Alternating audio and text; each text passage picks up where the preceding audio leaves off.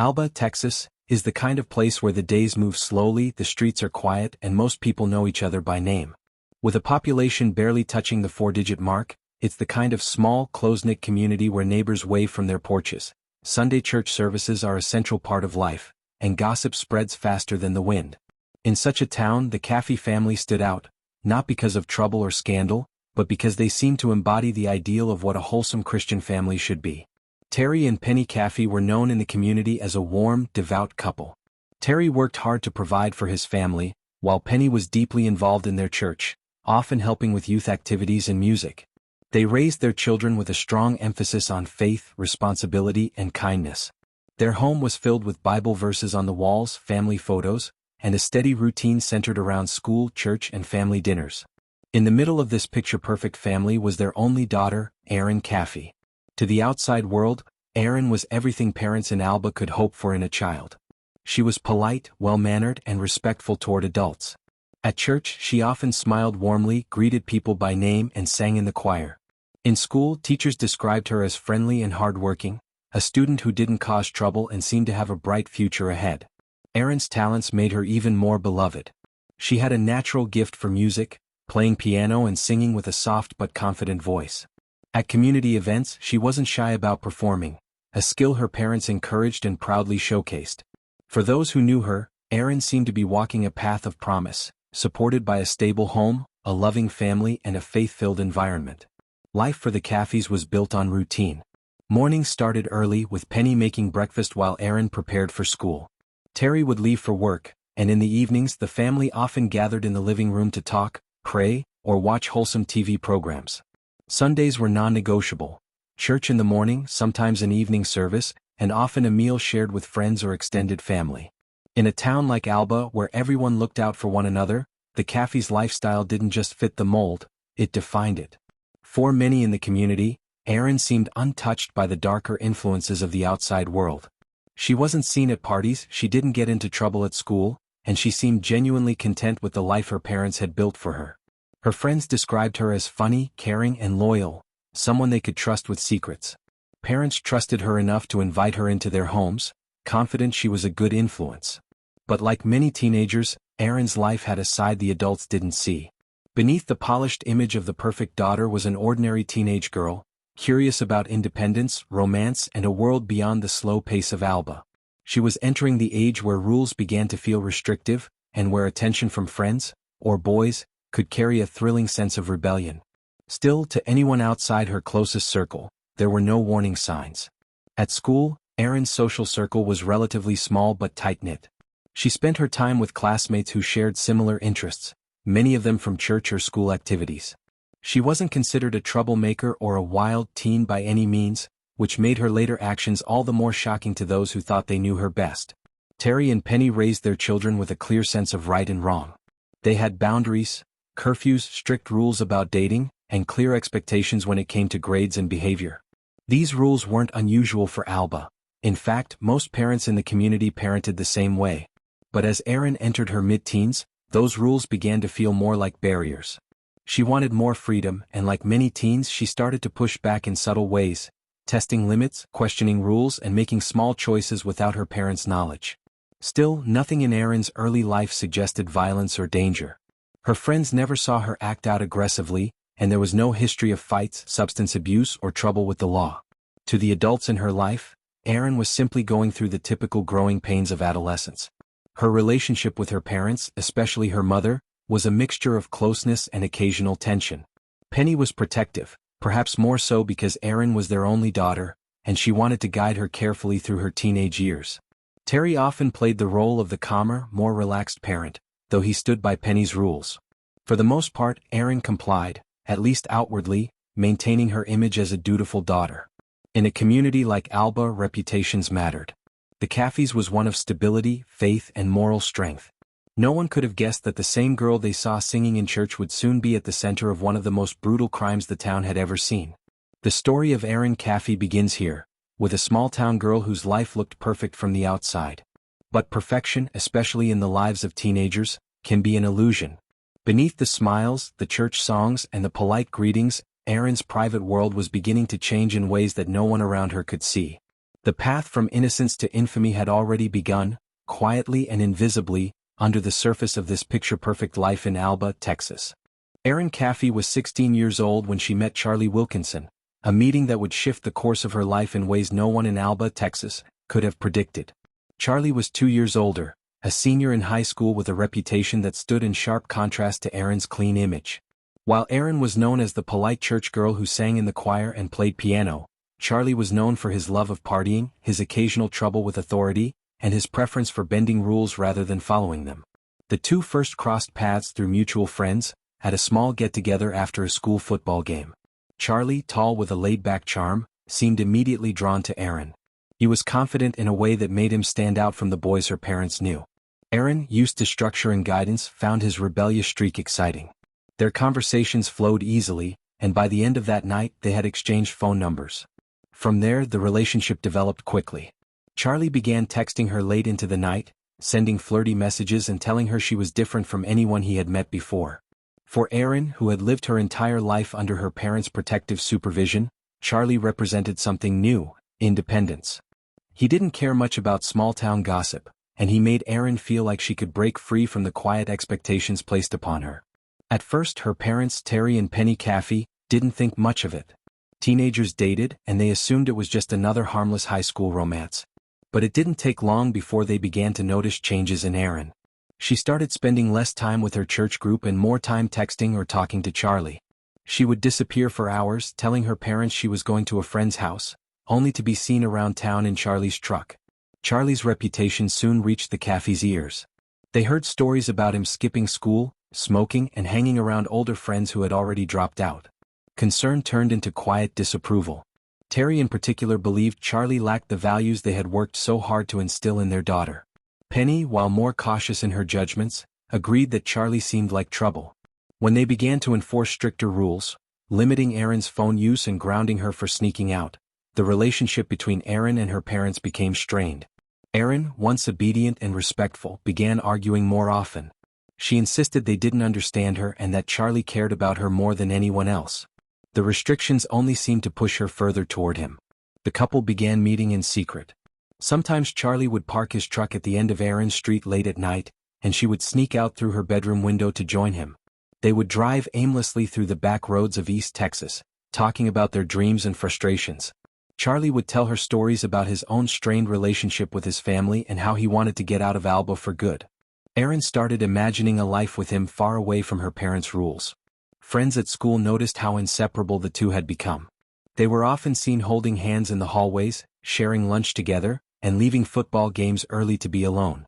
To outsiders it looked like a typical young romance, but underneath the intensity of their attachment was building fast. Charlie would tell Erin that they were meant to be together no matter what anyone said. Erin in turn began to see her parents not as protectors, but as obstacles.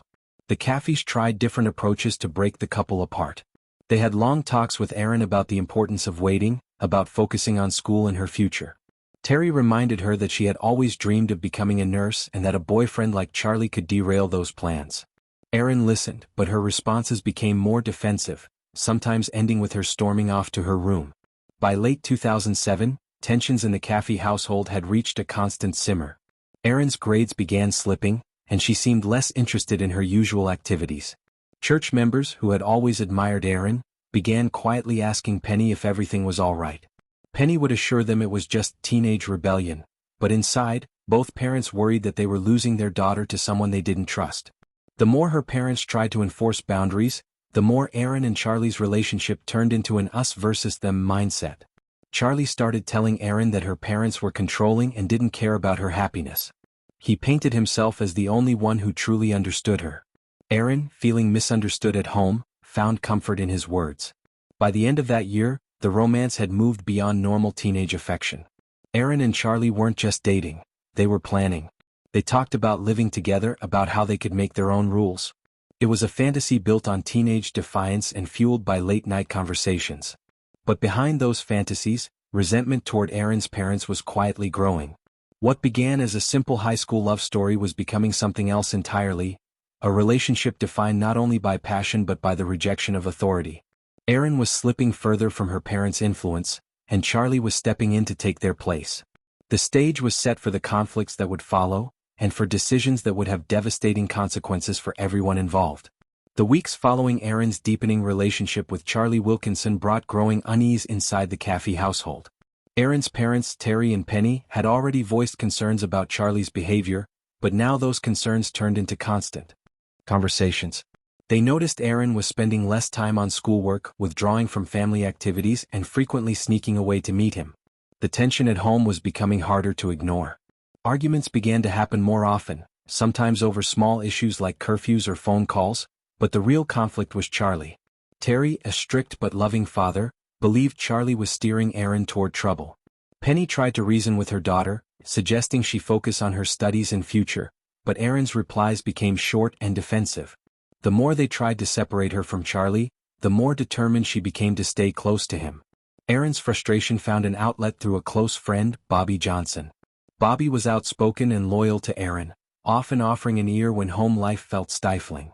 Bobby was dating Charles Wade, an older teen known for his rebellious streak. Wade had a reputation for minor run-ins with school authorities and a disregard for parental authority. To Erin, Bobby and Wade represented a kind of freedom she didn't have at home. Soon Erin's world revolved around this small group, Charlie, Bobby and Wade. The four of them spent hours talking, texting, and hanging out away from the Caffey's watchful eyes. Erin found validation in their company. She felt they understood her in a way her parents didn't.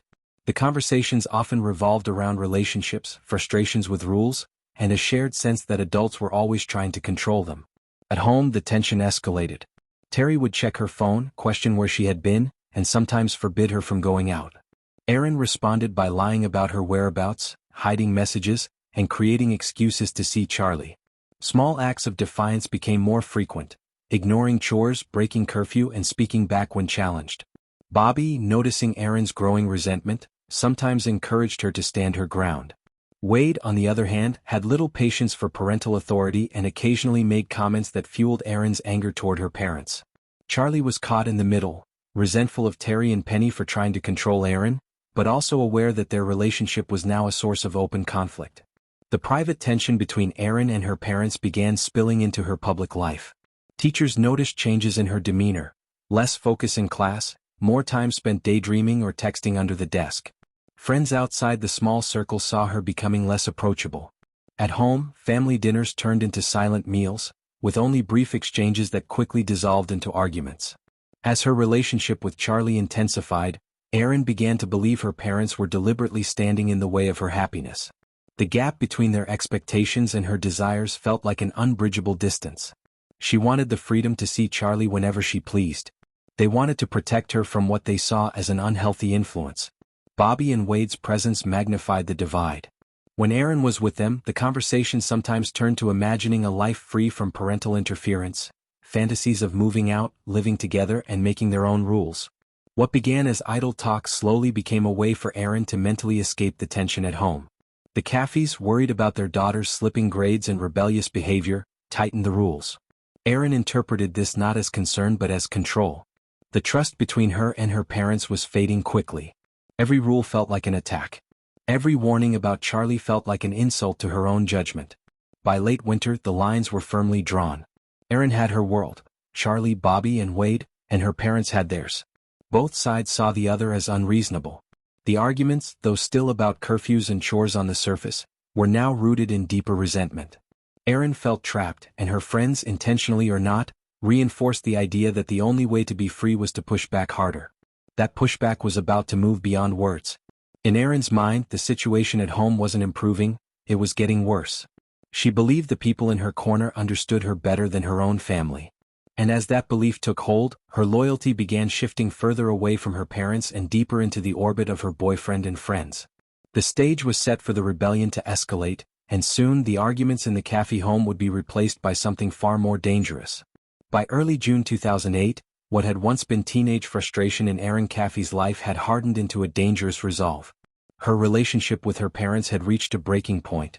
Erin's father, Terry, had forbidden her from seeing Charlie Wilkinson, a 19-year-old high school dropout who was already on probation for theft.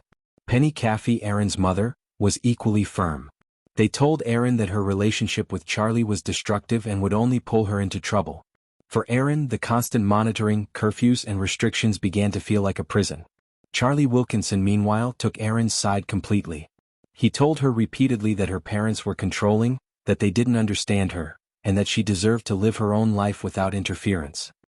He presented himself as her escape, but his loyalty came with his own simmering anger toward anyone who stood in their way. In the weeks leading up to the murders, Erin's frustrations became more openly hostile. Friends recalled her making sharp comments about wishing she could leave her home for good. Bobby Johnson, one of Erin's closest friends, was often in the middle. She listened to Erin complain, and she heard Charlie's increasingly dark ideas about solving the problem. Bobby later admitted that at first she thought they were joking. But the tone shifted. Joking turned into planning. The earliest discussions about killing Erin's family were subtle, almost masked in sarcasm. Charlie made remarks about how life would be easier if her parents weren't around. Erin didn't object. Instead, she began feeding his resentment, telling him how her parents mistreated her and refused to let her be with him. Charlie's anger deepened, and he began framing the situation as a battle for their love, one they could only win if her parents were gone. The planning accelerated when Charlie brought in his friend Charles Wade. Wade, 20 years old, was described by acquaintances as quiet but willing to follow Charlie's lead. Once he heard Charlie's version of Erin's home life, Wade agreed to help. He was told that Erin's parents were abusive and controlling. That version of events, whether he believed it or not, became the justification. Text messages between Erin and Charlie in the days before the murders would later provide a chilling window into their thinking. In these exchanges, Erin expressed anger toward her parents and hinted at the plan without spelling it out in plain language. Investigators later found messages like, "I'm ready for it to be over," and "you know what we have to do." Charlie would respond with reassurances that it would be taken care of soon. On the night before the murders, the planning became explicit. Charlie and Wade met with Bobby Johnson to talk about how it would happen. The plan was straightforward and brutal. Charlie and Wade would go to Erin's house in the early morning hours when her family was asleep. They would kill Terry, Penny, and Erin's younger brothers, Matthew and Tyler. After the murders, Charlie and Erin could be together without interference. Erin's role in the plan was not passive. Though she would later claim she didn't want her family to die, the evidence showed that she provided key details. She told Charlie where everyone slept, how to enter the house quietly, and that her father kept a gun in the bedroom. She knew her mother's habit of staying up late to watch television and her brother's bedtime routines. These details were critical for the attackers to move through the house without waking everyone at once. On March 1, 2008, the night of the murders, Erin's emotional state was a mixture of anger and anticipation. Witnesses would later recall that she didn't seem distraught or hesitant. Bobby Johnson testified that Erin knew exactly what was going to happen. That night, Erin left the house with Bobby under the pretense of a sleepover. This was the signal. Her absence would make it easier for Charlie and Wade to carry out the killings without her being inside. Charlie Wilkinson armed himself with a .22 caliber pistol, a sword, and a knife. Wade brought along more weapons and fuel for burning the house afterward. Their goal was not just to kill but to erase the evidence. In the hours before they left, the trio exchanged phone calls and messages confirming the timing. Erin's parting messages to Charlie were brief but direct. She asked if everything was ready and told him she would be waiting for his call when it was over. The emotional atmosphere among the three was disturbing in its calmness. No one was trying to talk the others out of it. Erin's anger at her parents had, in her mind, been fully justified. Charlie framed it as an act of love, and Wade went along with it as if it were an unpleasant but necessary task. By midnight, everything was in place. Bobby and Erin were together at her house, while Charlie and Wade drove toward the Caffey home on the rural outskirts of Emory, Texas. The quiet country road leading to the house was familiar to Charlie. He had driven it many times before to visit Erin. This time he was approaching with weapons, not flowers.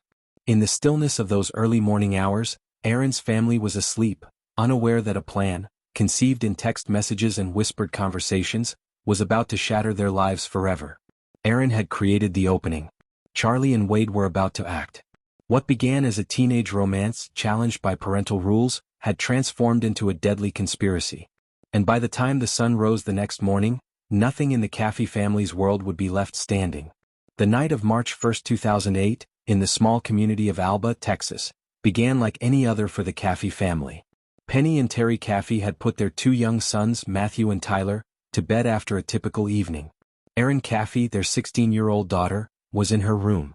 The modest, single-story home was quiet, surrounded by dense trees and a long driveway that kept it isolated from the road. No one inside could have known that hours later, the stillness would be replaced by gunfire, screaming, and the smell of smoke. Shortly after midnight, Charlie Wilkinson, 18, and his friend Charles Wade, also 18, arrived in Wade's vehicle. With them was Wade's girlfriend, Bobby Johnson, 20. They had all been in communication with Erin earlier in the evening. The plan had been laid out. They would kill Erin's parents and her brothers so Erin and Charlie could be together without interference. Erin, by her own account later, waited outside, allegedly because she didn't want to see what would happen inside. The trio parked some distance from the Caffey home and approached quietly. They carried weapons. Charlie had a .22 caliber semi-automatic pistol, and Wade carried a samurai-style sword. The weapons had been chosen for their availability, not their precision. Both young men were dressed in dark clothing, and Bobby stayed near the car, ready to act as lookout and getaway driver. It was after 2 a.m. when Charlie and Wade entered the home. The door was unlocked. In a rural Texas town, locking up at night wasn't always a strict habit. They stepped into the living room, lit only faintly by a lamp.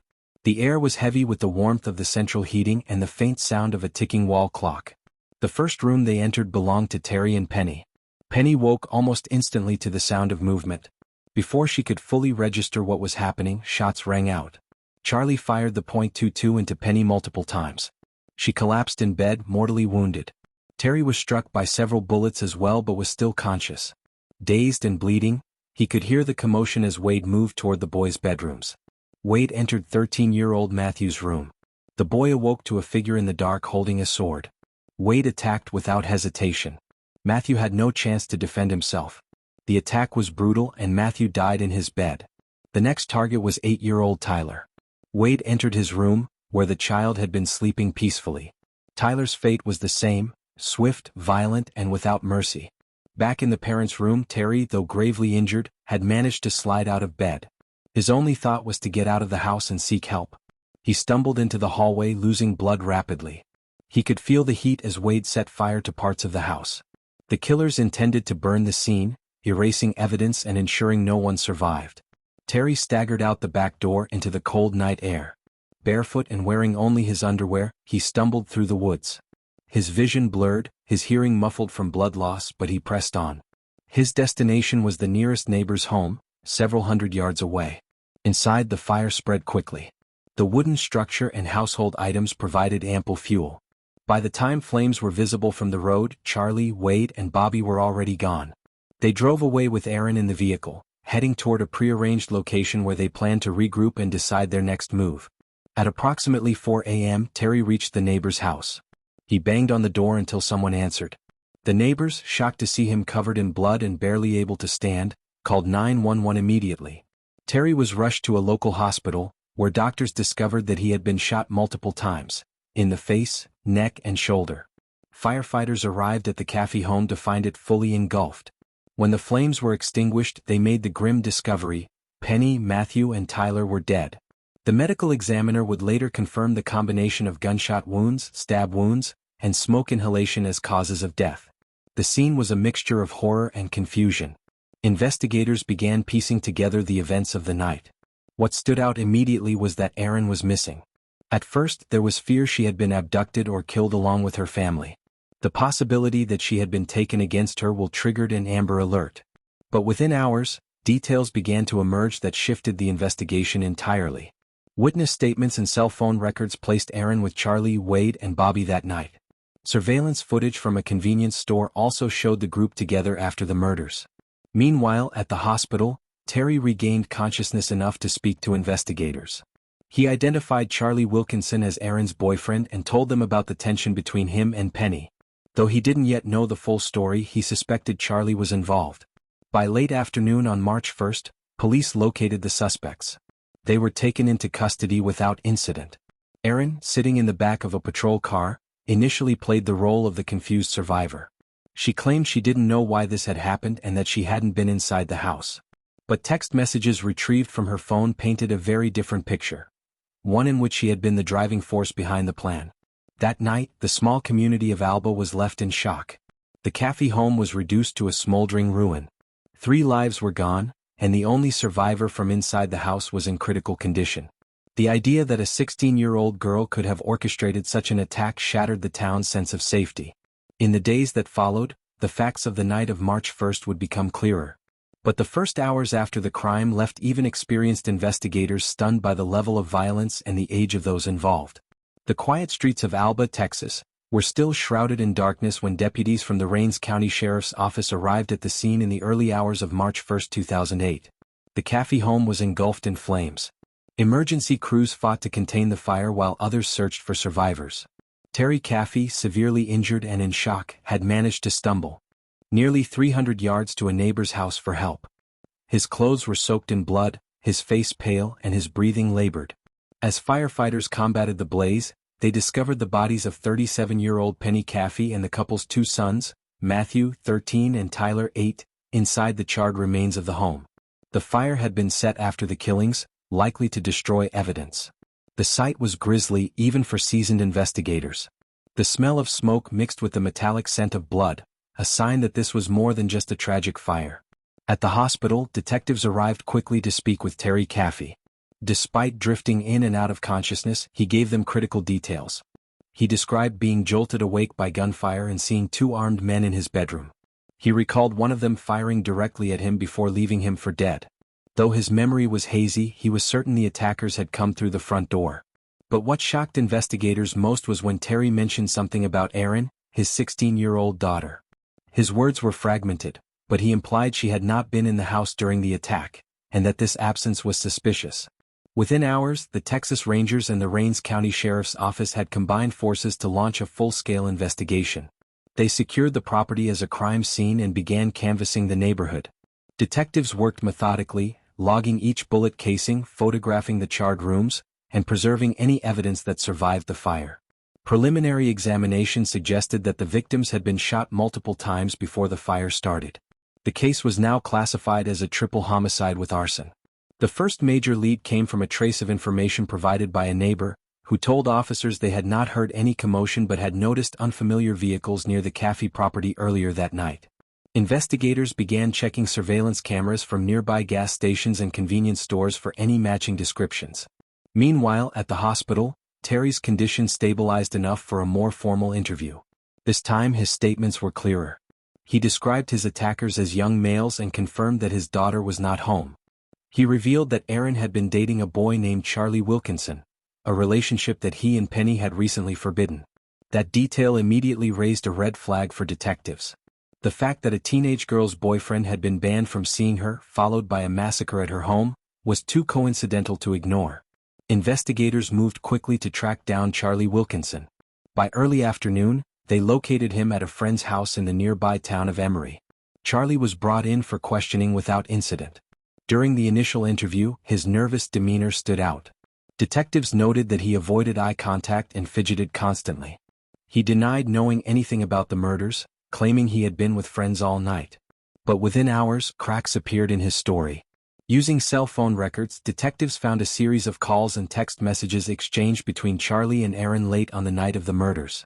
Several of these messages were time-stamped just before and after the estimated time of the killings. The evidence placed Charlie in contact with Erin during the critical window. Confronted with this information, Charlie's composure broke. He admitted he had been at the Caffey home, but claimed the plan was only to run away with Erin. He then implicated his friend Charles Wade, saying Wade had been the one to carry out the killings. Investigators quickly moved to locate Wade, who was arrested later that evening along with his girlfriend, Bobby Johnson. During their interrogations, each suspect told a slightly different version of events, but all agreed on one point: Erin had been aware that something violent might happen that night. Some statements suggested she had directly asked for her family to be killed, while others claimed she only wanted to escape and had not intended for murder. The inconsistencies made it clear that further investigation was needed, but the link between Erin and the crime was undeniable. By late night on March 1st, police found Erin hiding at the home of one of her friends. She was taken into custody without incident. The arrest stunned the small community. Erin Caffey had been known as a polite, church-going honor student, the kind of teenager parents trusted. The idea that she could be connected to the brutal murders of her own mother and two brothers was almost unthinkable. At the sheriff's office, Erin initially claimed she had no knowledge of the killings and had simply been waiting in a car while Charlie came to get her. But when confronted with the phone records and Charlie's confession, her account shifted. She acknowledged being angry with her parents for forbidding her relationship, but continued to deny directly ordering their deaths. While the suspects were processed, the public narrative began to form. News of the Caffey murders spread rapidly through Alba and neighboring towns. Parents, teachers, and classmates were shocked. The media soon picked up the story, painting it as a chilling tale of teenage rebellion taken to a deadly extreme. By the following day, prosecutors were already preparing capital murder charges against Charlie Wilkinson and Charles Wade, with Bobby Johnson facing charges related to conspiracy and complicity. Erin's age meant she would be tried as a juvenile, but the severity of the crime kept the possibility of a harsher sentence on the table. The investigation had moved with remarkable speed, less than 24 hours from the discovery of the crime scene to the arrests of all key suspects. Much of that was due to the cooperation of the surviving victim, the analysis of digital evidence, and the inability of the young suspects to maintain consistent alibis under pressure. What remained was a deeper question that law enforcement, prosecutors, and the public would wrestle with for months. How could a teenage girl once seen as the embodiment of small-town innocence be accused of helping orchestrate the destruction of her own family? That question would become central as the case moved from the shock of discovery into the scrutiny of the courtroom. The courtroom in Rains County, Texas, was filled to capacity on the first day of proceedings. Locals, reporters, and legal observers crowded into the wooden benches, all eager, or anxious, to see the young woman at the center of one of the county's most horrific crimes. Erin Caffey, dressed neatly in a pale sweater and slacks, looked far removed from the blood-soaked violence she was accused of orchestrating. She appeared calm, almost detached, her eyes avoiding the gaze of the surviving father seated in the gallery. The state was ready to make its case. Prosecutors laid out the narrative. Erin had not only been aware of the plot to kill her family but had actively pushed for it. They presented cell phone records that showed dozens of calls and text messages exchanged between Erin and her boyfriend Charlie Wilkinson on the night of the murders. Investigators testified about the timelines, the premeditation, and the brutality of the execution. The prosecution emphasized that Erin's actions were not those of an impulsive, frightened teenager, but of someone who had calculated the removal of every obstacle to her relationship. Charlie Wilkinson and Charles Wade, already facing their own charges, had both agreed to plea deals in exchange for life sentences without parole, avoiding the death penalty. Bobby Johnson, a third accomplice, had taken a separate plea for his role as a driver. Their testimonies painted a grim picture. Erin had been the driving force, urging them forward even when doubts were voiced. In one recorded interview played in court, Charlie's voice shook as he described Erin telling him that if he loved her, he would do this for her. The defense faced an uphill battle. They did not deny Erin's presence in the events but attempted to reframe her role. Her attorney argued that she had been manipulated by Charlie and that her threats and encouragement were products of a toxic, controlling relationship. They suggested she was emotionally immature, not fully understanding the gravity of her words. Psychological evaluations were brought in to show her susceptibility to influence, but these arguments struggled against the sheer weight of evidence. Throughout the trial, Erin's demeanor became a point of discussion in the media. She rarely showed visible emotion, even during graphic testimony about how her mother and brothers had died. Some interpreted her composure as coldness, others as shock and self-preservation. When her father, Terry Caffey, took the stand, the tension in the courtroom was palpable.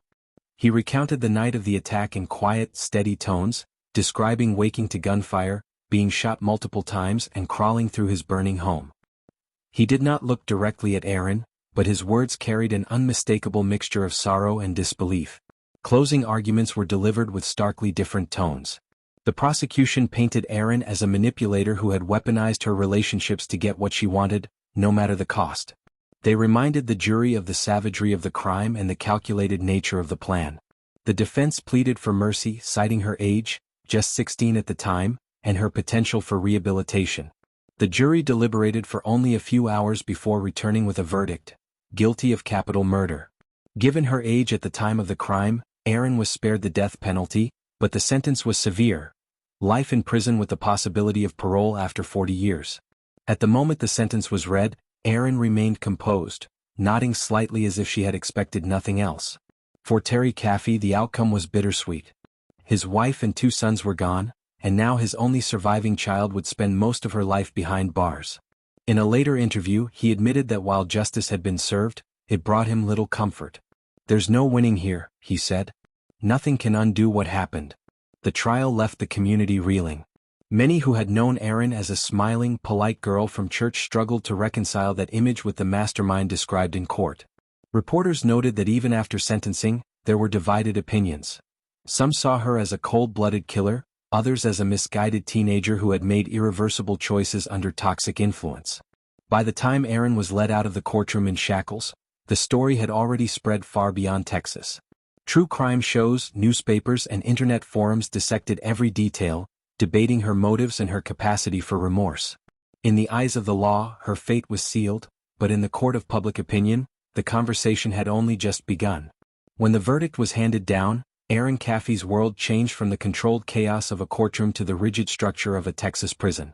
At just 16 years old, she was no longer a high school student, no longer part of the close-knit Rains County community. She was inmate number 015106664 in the Texas Department of Criminal Justice System. Her new reality was shaped by concrete walls, regimented routines, and the knowledge that her actions had taken the lives of her own mother and two younger brothers. Erin was initially placed in a youth detention facility before being transferred to an adult women's prison upon reaching the legal age threshold. Prison staff, aware of both her notoriety and the severity of her crimes, monitored her closely during those first months.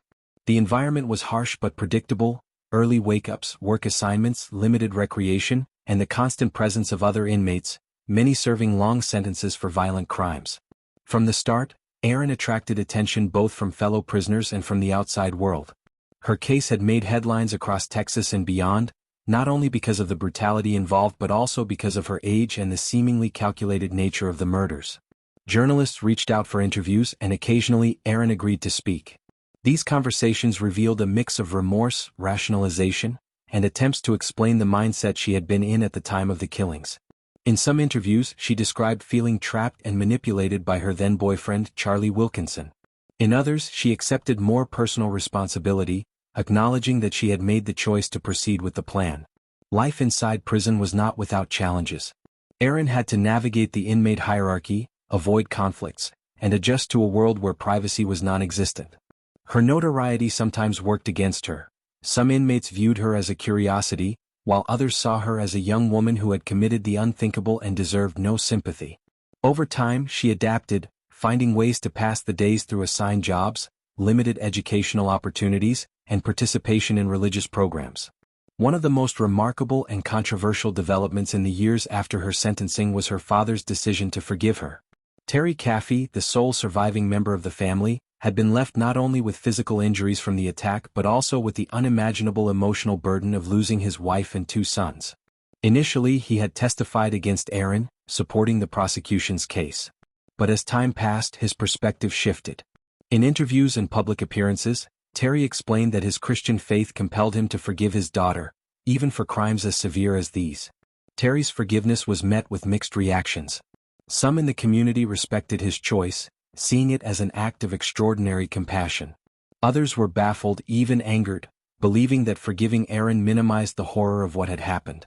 Terry maintained that forgiveness did not mean excusing her actions or seeking her release. It meant releasing himself from the weight of hatred and bitterness. He continued to visit her in prison, maintaining a complicated but ongoing relationship. The small town of Alba, Texas, where the murders had occurred, was permanently changed. Residents who had once known Erin as a friendly, smiling teenager could never reconcile that image with the events of March 1, 2008. The Caffey home, destroyed by fire, became a grim reminder of the crime, and the story entered local lore as one of the darkest chapters in the county's history. Conversations about the murders persisted for years, with older residents recounting where they were when they first heard the news and younger generations warned about the dangers of unchecked relationships and peer influence. Public fascination with the case extended far beyond Rains County. True crime television programs, podcasts, and documentaries revisited Erin's story, each offering their own interpretation of what drove a 16-year-old to participate in such violence. Some focused on the psychological elements, examining adolescent brain development, impulsivity, and susceptibility to manipulation. Others emphasized the moral dimension, questioning how someone so young could plan and carry out the murder of her own family. Criminal psychologists who studied the case often highlighted a mix of factors: intense teenage romance, perceived parental opposition and a desire for control. They noted that while Erin's age made her case unusual, it was not unprecedented. Similar crimes had been committed by other teenagers across the United States, often with strikingly similar patterns of isolation from family, emotional dependency on a partner, and escalating defiance. In prison, Erin continued to evolve. Reports from those who interacted with her indicated that she became more introspective over the years, more willing to talk about her mistakes, and more aware of the pain she had caused. However, questions lingered about the authenticity of her remorse. Was it a genuine transformation or the result of years spent in an environment where expressing regret was expected? The answer remains subjective, often depending on one's feelings toward the case itself. The legal chapter of the story was long closed. Erin was serving 2 life sentences with no possibility of parole until she had served a minimum of 40 years. This meant that the earliest she could be considered for release would be in her mid-50s. Until then, her life would remain confined to the walls of a Texas prison, her identity forever linked to the night of the murders. For many observers, Erin's story became a cautionary tale about teenage psychology and extreme crimes. It highlighted the vulnerability of adolescence to intense emotional influences, the sometimes catastrophic consequences of unchecked rebellion, and the difficulty of balancing justice with the possibility of rehabilitation. It also reignited debates about sentencing minors for capital crimes, whether the justice system should focus on punishment, rehabilitation, or a mixture of both. In the end, Erin Caffey's life behind bars was only one part of the legacy of the case. The other part lived on in the memories of Penny, Matthew, and Tyler Caffey, the lives that were lost, the dreams that were cut short, and the community that still carried the scars. For Rains County, the murders were not just another entry in a crime database. They were a moment in time that altered the course of families, friendships, and the collective trust of a small Texas town. And for those who still follow the story, Erin remains both a figure of infamy and a reminder that even in the quietest of communities, tragedy can emerge from the most unexpected places.